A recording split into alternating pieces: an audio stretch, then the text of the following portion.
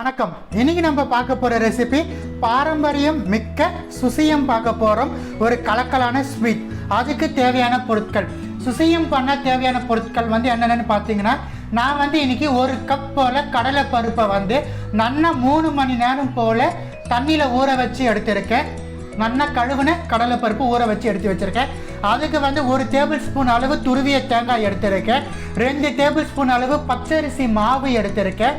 நெய் 50 ml இருந்து 30 ml, இது இன்பிட்வீன் கேப்பில் நம்ம எடுத்துக்கலாம். உங்களுடைய அட்ஜஸ்டன் பொறுத்து நீங்கள் அட்ஜஸ்ட் பண்ணிக்கலாம். நாட்டு சர்க்கரை எடுத்திருக்கேன் நான் டேஸ்ட்டுக்காக வேண்டி 1/2 கப். உங்களுக்கு வேணா நீங்கள் வெள்ளத்தை கூட நீங்கள் 1/2 கப் போல் தட்டி எடுத்து வச்சுக்கலாம். அதுக்கப்புறம் பார்த்தீங்கன்னா கார்ன்ஃப்ளவர் 1 டேபிள் ஸ்பூன் எடுத்திருக்கேன். உங்களுக்கு கார்ன்ஃப்ளவர் வேணும்னா நீங்கள் மைதாவை 1 டேபிள் ஸ்பூன் அளவு ஆட் பண்ணிக்கலாம். அது ஜஸ்ட் பைண்டிங் ஏஜென்ட்காக வேண்டி நம்ம யூஸ் பண்ண போகிறோம். தண்ணி தேவைக்கேற்ப, உப்பு தேவைக்கேற்ப, எண்ணெய் தேவைக்கேற்ப. வாங்க நம்ம இப்போ பாரம்பரியம் சுவைமிக்க சுசியம் எப்படி செய்யுதுன்னு பார்க்கலாம். இங்கே பாருங்கள், ஒரு பேனில் நான் ஊற வச்சுருந்த கடலை பருப்பை சேர்த்து தண்ணி ஊற்றி வச்சுருக்கேன். அடுப்பை பற்ற வச்சிடலாம். இது நம்மளுக்கு நல்லா குழஞ்சி வரட்டும். அது வரைக்கும் நம்மளுக்கு ஃப்ரீயாக வச்சிடலாம். இது நல்லா குழஞ்சி வரணும் நம்மளுக்கு பருப்பு. உங்களுக்கு வேணும்னா நீங்கள் குக்கரில் கூட வச்சுக்கலாம். ஸோ சுசியத்துக்காக வேண்டி நம்ம பருப்பு வேக வச்சுட்டு இருந்தோம். பருப்பு பாருங்கள் நல்லா குழஞ்சி வந்திருக்கு. இது போல் மசிச்சா நம்மளுக்கு பருப்பு மசியணும். இந்த மாரி கன்சிஸ்டன்சியில் நம்மளுக்கு பருப்பு வெந்து எடுக்கணும். ஸோ இப்போ பருப்பு வெந்துடுச்சு. இந்த பருப்பை நம்ம இந்த கரண்டிலே நல்லா மசிச்சிக்கலாம். ஒரு வாட்டி கரண்டிலே மசிச்சிக்கலாம். மற்ற எதுவும் தேவை கிடையாது. நல்லா மாவு போல் வந்தால் போதும்.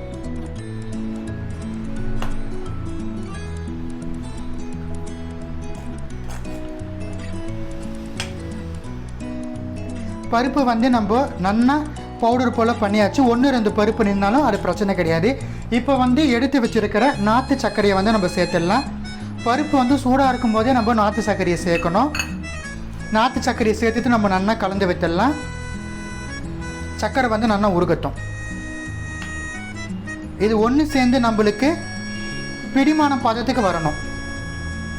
ஸோ அது வரைக்கும் நம்ம கலந்து விடலாம். சர்க்கரை நல்லா உருகணும். நான் இந்த ப்ராசஸ்லாம் அடுப்பை அணைச்சிட்டு தான் நான் செஞ்சுட்டு இருக்கேன். மிதமான தீயில் கூட அடுப்பு நம்மளுக்கு இருக்கக்கூடாது. பாருங்கள், சர்க்கரை நல்லா கரைஞ்சிருச்சு. ஒரு பதத்துக்கு வந்துடுச்சு. இது ஆரத்தும்னு சொல்லிட்டு நம்ம எடுத்து ஒரு ஃபேன் கீழே வச்சிடலாம்.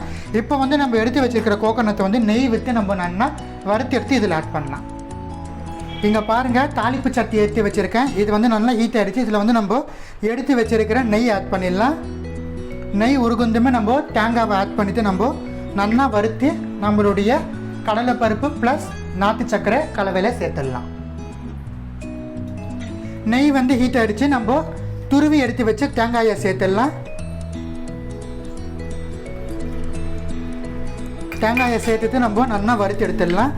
நெய்யிலே வறுபடணும் தேங்காய் நம்மளுக்கு. மிதமான தீயில வச்சுட்டு தேங்காயை நம்ம நல்லா வறுத்து எடுத்துக்கலாம். உங்களுக்கு வேணா இது கூட நீங்கள் ஏலக்காய் பொடியை கூட ஆட் பண்ணிக்கலாம். நான் இன்றைக்கி ஏலக்காய் பொடி சேர்க்கலை. உங்களுக்கு வேணால் நீங்கள் ஏலக்காய் பொடி ஆட் பண்ணிக்கலாம்.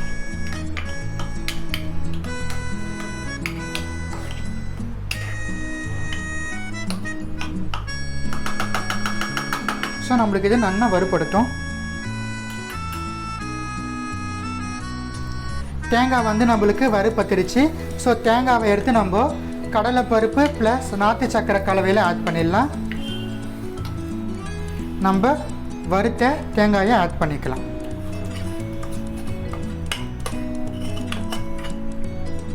தேங்காயை சேர்த்துட்டு நம்ம நல்லா கலந்து விட்டுடலாம். இது நம்மளுடைய பிடிமானம் பதத்துக்கு வரணும். தேங்காய் சேர்த்து நல்லா கலந்துட்டு நல்லா ஆரத்தோன்ட்டு சின்ன சின்ன உருண்டைகளை நம்ம உருட்டி எடுத்துக்கலாம்.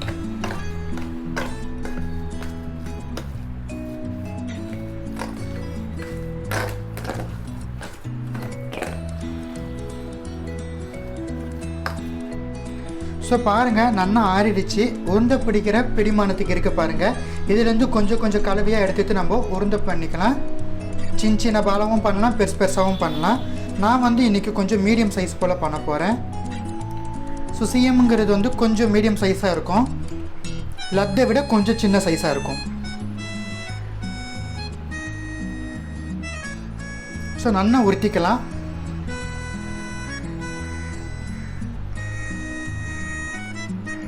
ஸோ பார்த்தீங்கன்னா தெரியும், நல்லா அழுத்தமாக உருட்டியாச்சு.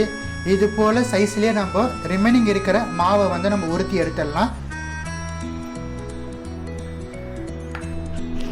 ஸோ பாருங்கள், நம்ம ரெடி பண்ண டோவில் இருந்து நான் எல்லாமே வந்து பால் பண்ணி எடுத்துட்டேன். இப்போ வந்து நம்ம ஃபர்தர் ப்ராசஸ் பார்க்கலாம். இது கூடவே வந்து நான் ஒரு சின்ன பவுல் எடுத்திருக்கேன். நம்ம எடுத்து வச்ச பச்சை அரிசி மாவை ஆட் பண்ணிக்கலாம். பச்சை அரிசி மாவை தொடர்ந்து நம்ம எடுத்து கார்ன்ஃப்ளவர் ஆட் பண்ணலாம். உங்களுக்கு கார்ன்ஃப்ளவர் வேணும்னா மைதா ஆட் பண்ணிக்கலாம். நான் வந்து இன்றைக்கி கார்ன்ஃப்ளவர் ஆட் பண்ணுறேன். இது கூடவே வந்து நம்மளுக்கு இந்த மாவுக்கு தேவையான அளவு சால்ட் ஆட் பண்ணிக்கலாம். இதை வந்து நம்ம நல்லா மிக்ஸ் பண்ணி விடலாம். இப்போது தண்ணி விற்றுட்டு நம்ம ஒரு பேஸ்ட் பதத்துக்கு பண்ணிக்கணும். பேஸ்ட்டை விட கொஞ்சம் தின்னாக இருக்கணும், ரொம்ப திக்காக இருக்கக்கூடாது. இதால் இந்த நம்ம ரெடி பண்ணி இந்த பால்ஸை வந்து டிப் பண்ணி எடுக்கணும். ஸோ அந்த லெவலில் கரெக்டாக நம்ம பண்ணணும். இந்த அளவுக்கு தின்னாக இருந்தால் போதும், ரொம்ப தின்னாக இருக்க தேவையில்லை. ஸோ வாங்க இப்போ நம்ம இதில் ஒவ்வொரு சுயமாக நம்ம டிப் பண்ணிவிட்டு நம்ம ஃப்ரை பண்ணி எடுத்துடலாம் ஆயிலில். ஸோ பாருங்கள், ஒரு பேனில் வந்து ஆயில் வச்சுருக்கேன். ஆயில் வந்து நல்லா ஹீட் ஆகிடுச்சு. ஸோ இப்போ வந்து நம்ம ரெடி பண்ண இந்த மிக்சரில் வந்து பார்த்திங்கன்னா நம்ம டோ எடுத்துருக்கிய அதை டிப் பண்ணிவிட்டு நல்லா ஓவர் கோட் பண்ணணும். நல்லா ஓவர் கோட் பண்ணிவிட்டு டேரெக்டாக எடுத்துகிட்டு ஃப்ரையிங் பேனில் விடணும். அத்த டைமில் வந்து நம்ம 2 விடலாம். என்னடா ஸ்பேஸ் இருந்தாலும் சரி, அத்த டைமில் வந்து ஒரு 2 இல்லைனா 4 விடலாம். நீங்கள் வந்து பிகினர்ஸாக இருந்தீங்கன்னா அத்த டைமில் வந்து ஒன்றாவே நீங்கள் விட்டு ஃப்ரை பண்ணிக்கலாம். ஸோ இது வந்து எடுத்துருமே நம்ம டிஸ்டர்ப் பண்ணக்கூடாது. மிதமான தீயில தான் இருக்கணும். ஹை ஃப்ளேமில் வச்சிங்கன்னா சட்டின் கரைஞ்சிடும், இல்லைனா வந்து ஒரு மாதிரி வந்து கருகி போயிடும். ஸோ இது வந்து நம்ம பதமாக வச்சுட்டு நம்ம வேக வைக்கணும். ஸோ கொஞ்சம் நாடி கழிச்சுட்டு நம்ம லேசாக திருப்பி விட்டுக்கலாம். 2த்தையுமே ரொம்ப டிஸ்டர்ப் பண்ண தேவையில்ல. லைட்டாக அந்த ஓரத்து பக்கமாக இருக்கிற எண்ணெயை வந்து நீங்கள் இது பண்ணிங்கனாலே அட்ஜஸ்ட் பண்ணாலே நம்மளுக்கு திரும்பிடும். ஸோ பாருங்கள், மிதமான தீயில் வந்து ஒரு 3 மினிட்ஸ் போல் நம்மளுக்கு நல்லா டைம் எடுக்கும் வேகிறதுக்கு. இது போல் நல்லா கிறிஸ்பியாக வந்ததுக்கப்புறமா நம்ம வந்து சுசியத்தை எடுத்துடலாம். அதே ப்ராசஸை ரிப்பீட் பண்ணிவிட்டு நம்ம இன்னொரு ஒரு சுசியத்தை நம்ம ஆட் பண்ணலாம். அத்த டைமில் நம்ம 2 போடலாம்.